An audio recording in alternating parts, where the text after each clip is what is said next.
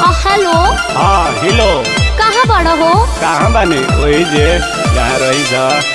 एगो बहुत बड़ा दिक्कत हो गई बा हमरा। दिक्कत? हाँ। आए अब तारा कौन बात के दिक्कत बारे? कैसे बताई लो सुनो। सुनी तुम तो शादी करके गइलू, अब तो तू बड़ी मजा में। अरे मजा तो तू ले ले, बड़ा साजा में हम बने ही आके ससुरा में मैं झेल रही हूँ। तेरा दिया हुआ ये निशानी, नई हर आके ले चलो मुझको, पिया कर रहा है परेशानी। आके ससुरा में मैं झेल रही हूँ। तेरा दिया हुआ ये निशानी, नई हर आके ले चलो मुझको, पिया कर रहा है परेशानी। ये निशानी है हमारी, क्या तुम्हारी नहीं है? हुई शादी शुदा, हुई शादी शुदा अब कुंवारी नहीं है, इसमें यारवा का कोई जिम्मेदारी नहीं है। हुई शादी शुदा अब कुंवारी नहीं है, इसमें यारवा का कोई जिम्मेदारी नहीं है। काहे हो ओ घर ना तहरा बुझाइल रहे। जिम्मेदारी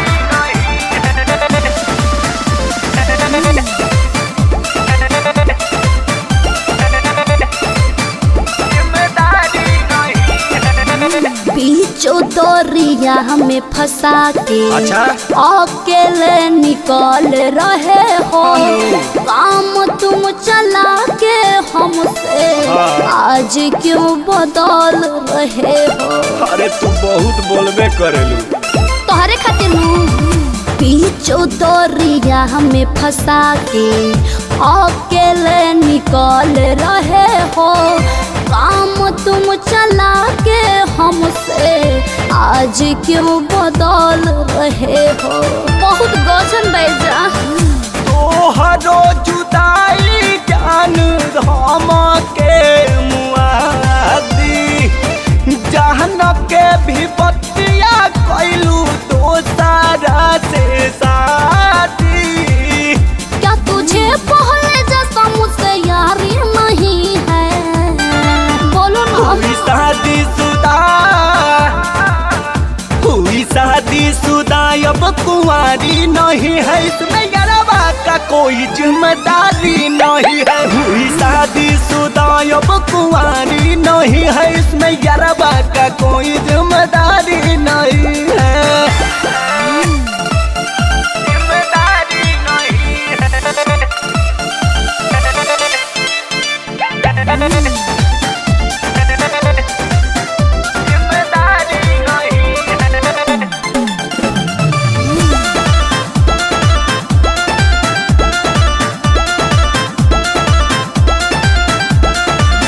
राजा नरेश जी को छोड़ दूंगी हम रे, सावन सरगम तेरा रखूंगी मान रे। अरे तू अभी लेना सुधर लू।